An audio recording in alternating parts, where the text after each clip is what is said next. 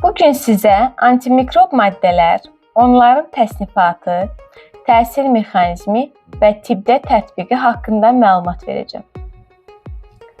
Mikroorqanizmlər insan sağlamlığı üçün həm faydalı, həm də zərərli ola bilərlər. Xəstəlik törədən bakteriyalar, viruslar, göbələklər və parazitlər müxtəlif infeksion xəstəliklərə səbəb olur. Bu mikroorqanizmlərlə mübarizədə istifadə olunan maddələr ümumi olaraq antimikrob maddələr adlanır. Antimikrob maddələr mikroorqanizmlərin inkişafını dayandıran və ya onları məhv edən kimyəvi və bioloji vasitələrdir. Onlar infeksiyaların profilaktikasında, diaqnostikasında və müalicəsində mühüm rol oynayırlar. Antimikrob vasitələrə antibiotiklər, antivirus preparatları, göbələyinə vasitələr, antiseptiklər və dezinfeksiya edici maddələr daxildir. İlk olaraq antiseptiklər və dezinfeksiya edici maddələr arasındakı fərqi izah edək. Antiseptiklər canlı toxumalara, yəni dəriyə, selikli qişalara və yaralara tətbiq olunan maddələrdir. Onların əsas məqsədi infeksiya törədən mikroorqanizmlərin sayını azaltmaq və ya onları məhv etməkdir. Dezinfeksiya edici maddələr isə cansız əşyalar və səthlər üçün istifadə olunur. Onlar xəstəxanalarda, laboratoriyalarda, tibbi avadanlıqların və müxtəlif səthlərin dezinfeksiyasında tətbiq edilir. Antiseptiklər canlı toxumalar üçün təhlükəsiz olduğu halda, dezinfeksiya edicilər daha güclü təsir göstərdiyindən canlı toxumalarda istifadə edilir. İndi isə antiseptik və dezinfeksiya edici maddələrin kimyəvi qruplarına baxaq. Birinci qrup halogenlər və halogenli birləşmələrdir. Xlorlu əhəng, xloramin B, xlorheksidin, yodun spirtli məhlulu, yodoforlar daxildir. Tibbdə əsasən yod və xlor birləşmələri istifadə olunur. Yod uzun illərdir ən effektiv dəri antiseptiklərindən biri hesab edilir. Əməliyyatlardan əvvəl dərinin hazırlanmasında və kiçik yaraların işlənməsində istifadə olunur. Povidon yod müasir dövrdə daha geniş tətbiq olunur. Xlor və onun törəmələri, xüsusilə natrium hipoxlorid və xloramin B isə suyun, tibbi alətlərin və xəstəxana səthlərinin dezinfeksiyasında istifadə edilir. Bu maddələr mikroorqanizmlərin zülallarını və ferment sistemlərini zədələyərək onların məhvinə səbəb olur. İkinci qrup oksidləşdirici maddələrdir. Hidrogen peroksid, kalium permanganat. Bu maddələr aktiv oksigen ayıraraq mikroorqanizmlərə təsir göstərirlər. Hidrogen peroksid yaraya tətbiq edildikdə köpüklənmə əmələ gətirir və bu proses yaranın mexaniki təmizlənməsinə kömək edir. Eyni zamanda bakteriyaların sayını azaldır və infeksiyanın qarşısını alır. Kalium permanganat isə zəif antiseptik təsir göstərir və bəzi dəri xəstəliklərində istifadə edilir. Üçüncü qrup turşular və qələvlərdir. Bu maddələr mikroorqanizmlərin yaşaması üçün əlverişsiz mühit yaradır.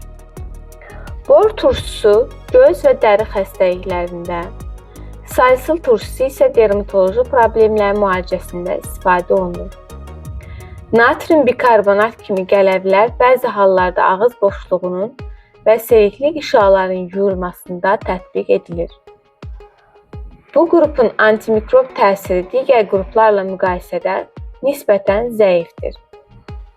Bu qrupa həmçinin naşatır spirti, yəni amonyak da daxildir. Dördüncü qrup spirtlər və aldehidlərdir. Spirtlər tibbdə ən geniş istifadə olunan antiseptik vasitələrindən hesab olunur.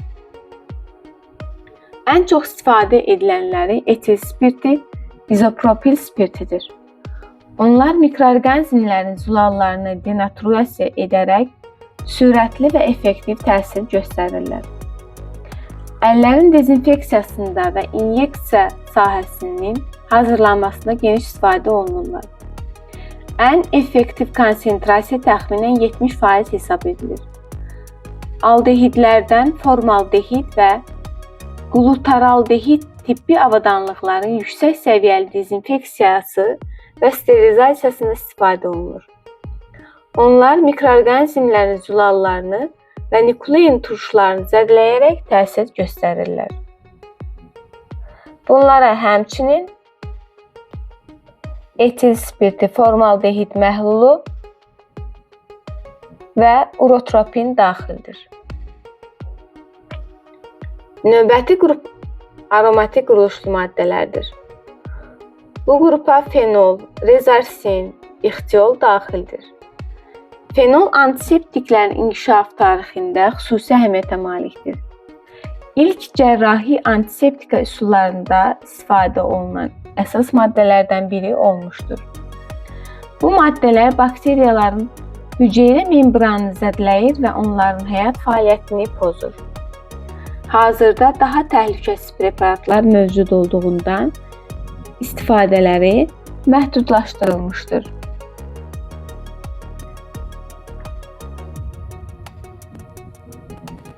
Digər qrup ağır metal birləşmələrdir. Gümüş nitrat, protargol, kollargol, mis sulfat, sink sulfat, gümüş nitrat, yəni lapis. Bu maddələr mikroorqanizmlərin ferment sistemlərini bloklayaraq onların çoxalmasını dayandırır. Gümüş tərkibli preparatlar bəzi göz xəstəliklərində, yerli infeksiyalarda istifadə edilir. Lakin toksik təsirləri səbəbindən müasir tibbdə istifadələri əvvəlki dövrlərdə müqayisədə azalmışdır. Boyaq maddələri də antiseptik xüsusiyyətlərə malikdirlər. Bu qrupa brilyant yaşılı və metilen mavisi daxildir. Brilyant yaşılı səthi yaraların və dəri infeksiyaların müalicəsində istifadə edilir. Metilen mavisi isə həm antiseptik vasitə kimi, həm də bəzi laborator müayinələrində tətbiq olunur. Bu maddələr bakteriyaların böyüməsini və çoxalmasını ləngidir. Növbəti qrup nitrofuran törəmələrdir. Bu qrup ən məşhur nümayəndələri furacilin və furazolidondur. Furacilin yaraların, yanıqların, seyhli qışaların yuyulmasında geniş istifadə edilir. Nitrofuranlar bakteriyaların ferment sistemlərinə təsir göstərərək onların həyat fəaliyyətini dayandırır və antimikrob təsiri göstərir.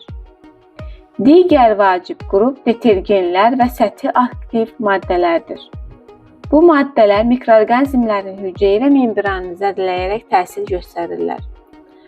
Benzalkonium xlorid, setilpiridium xlorid bu qrup əsas nümayəndələridir. Onlar əl gigiyenasında, bəzi antiseptik məhlullarda və ağız boşluğu üçün istifadə olunan preparatlarda tətbiq edilirlər. Son olaraq, bitki mənşəli preparatlardan danışaq. Bitki mənşəli preparatlar təbii mənbələrdən əldə olunan antiseptik və iltihab əleyhinə vasitələrdir. Çoban yastığı, kalendula, gülünbahar, evkalipt və adaçayı bu qrupun ən məşhur nümayəndələridir. Çoban yastığı iltihab əleyhinə və sakitləşdirici təsir göstərir. Gülünbahar yaraların sağalmasını sürətləndirir. Evkalipt antiseptik təsirə malikdir və tənəffüs yolları xəstəliklərində istifadə olunur. Adaçayı isə ağız boşluğu və boğaz iltihablarında qarqara məqsədi ilə tətbiq edilir. Beləliklə, antimikrob maddələr infeksiyaların profilaktikasında və müalicəsində mühüm əhəmiyyət daşıyır. Onlar bakteriyalara, viruslara, göbələklərə və digər patogen mikroorqanizmlərə qarşı mübarizədə istifadə olunurlar. Antiseptiklər canlı toxumalarda dezinfeksiya edici maddələr isə cansız səthlərdə tətbiq olunur.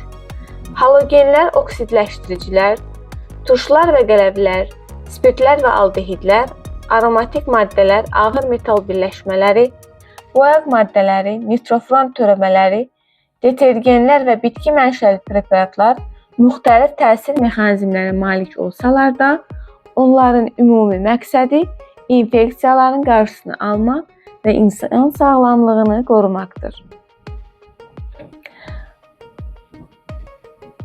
Antimikrob vasitələrin düzgün seçilməsi və məqsədə uyğun istifadəsi müasir tibbin ən vacib prinsiplərindən biridir. Çünki bu preparatlar həm xəstəliklərin müalicəsində, həm də onların yayılmasının qarşısının alınmasında mühüm rol oynayır. Bir daha təkrarlayaq. Təsir mexanizminə görə spirtlər zülalları denaturasiya edir. Halogenlər hüceyrə fermentlərini oksidləşdirir. Detergenlər hüceyrə membranını parçalayır. Ağır metallar ferment sistemlərini bloklayır. İstifadə sahələrinə görə antiseptiklər dəri, yara, selikli qişada, dezinfeksiya edicilər səthlər, alətlərdə, spirtlər əl gigiyenası, inyeksiya sahəsi, halogenlər dəri və su dezinfeksiyası, nitrofronlar yaraların yuyulması. Nümayəndələri yod, xlorgeksidin, hidrogen peroksid 3%, furatsirin, brilliant yaşılı, metilen mavisi, benzalkonium xlorid, etil spirti 70% daha çox, formaldehid, gümüş nitrat. Üstünlükləri və çaşmazlıqları. Spirtlərin üstünlüyü sürətli təsir göstərməsidir. Çatışmazlığı isə sporlara təsir etmir. Hidrogen peroksid üstünlüyü yaranı mexaniki təmizləyir, çatışmazlığı isə dəri yaralarda təsiri zəifdir. Spektrları. Bakteriyalara, viruslara, göbələklərə və sporlara təsir edirlər. Konsentrasiyalarına baxaq. Etil spirti 70%, hidrogen peroksid 3%, povidon-yoz 10%, 1%, xlorgeksidin 0,5 və sifronda 2%. Bunların fərqlərinə baxaq. Antiseptiklər canlı toxumaya tətbiq edilir, daha az toksikdir, yara və dəri üçün istifadə olunur. Dezinfeksiya edicilər cansız səthlərə tətbiq edilir, daha güclü və toksikdirlər, alət və otaqlar üçün istifadə olunurlar.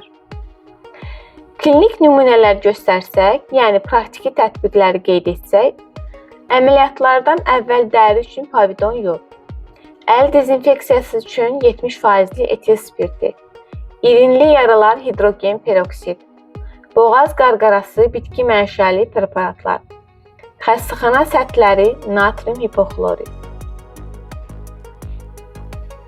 Beləliklə, mövzumuz sona yetdi.